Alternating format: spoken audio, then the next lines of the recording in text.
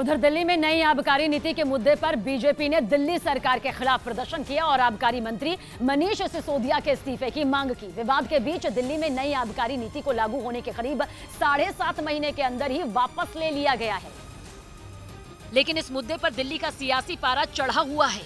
BJP ने इस मुद्दे पर केजरीवाल सरकार के खिलाफ प्रदर्शन किया और पार्टी के कार्यकर्ता मुख्यमंत्री केजरीवाल के घर की ओर बढ़ने लगे, लेकिन पुलिस की बैरिकेडिंग ने उनका रास्ता रोक दिया, जिसके बाद बीजेपी ने बैरिकेड के पास ही पुतला जलाया और गुस्से में कई कार्यकर्ताओं ने जलते पुतले को डंडों से पीटा।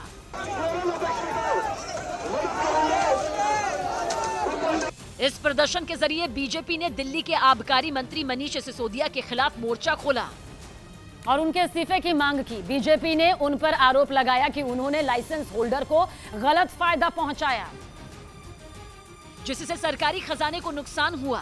दिल्ली की आबकारी नीति के मुद्दे पर बीजेपी के तेवर बहुत आक्रामक हैं। यहाँ ये डॉर्पर नामक एक अच्छी नस्ल की भेड़ को पालते हैं। पालकर हर साल 40 से 50 लाख कमाते हैं। आपको भी करना है, उनसे सीखना है तो फ्रीडम ऐप को अभी डाउनलोड कीजिए। आपका मॉडल ये हो गया, पैसे दो ठेका लो, जिस पर दिल्ली सरकार की ओर से पलटवार किया गया। जिस व्यक्ति को पूरे देश की शिक्षा व्यवस्था सौंप देनी चाहिए, उस व्यक्ति पे सीबीआई की रेड कराते हो तुम लोग। शर्म नहीं आती तुम लोगों को?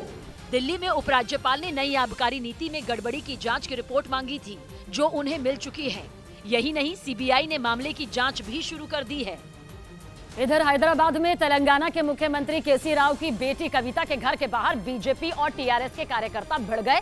ये बवाल इसलिए हुआ क्योंकि बीजेपी का आरोप है कि कविता ने दिल्ली शराब घोटाले में बिचौलिए का किरदार निभाया था और उनका विरोध करने के लिए हैदराबाद में उनके घर के बाहर बीजेपी के कार्यकर्ता जमा हो गए। लेकिन वहां हंगामा तब बढ़ गया जब टीआरएस के कार्यकर्ता भी वहां पहुंच गए। पहले तो दोनों पार्टियों के समर्थकों के बीच बहस हुई और थोड़ी ही देर में उनके बीच हाथापाई शुरू हो गई। दोनों पार्टी के कार्यकर्ता एक दूसरे को मरने मारने पर उतारू हो गए।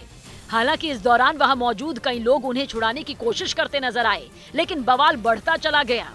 हालात बिगड़े तो पुलिस ने बीजेपी कार्यकर्ताओं को वहां से जबरन हटाना शुरू किया, जिस पर वो वहीं धरने पर बैठ गए। Telangana chief minister has to be resign because his family members, total family members involved in Delhi scam. काफी देर तक वहां हंगामा होता रहा, जिसके बाद में पुलिस ने बीजेपी कार्यकर्ताओं को जबरन गाड़ी में बिठाया और फिर उन्हें दूर ले गई।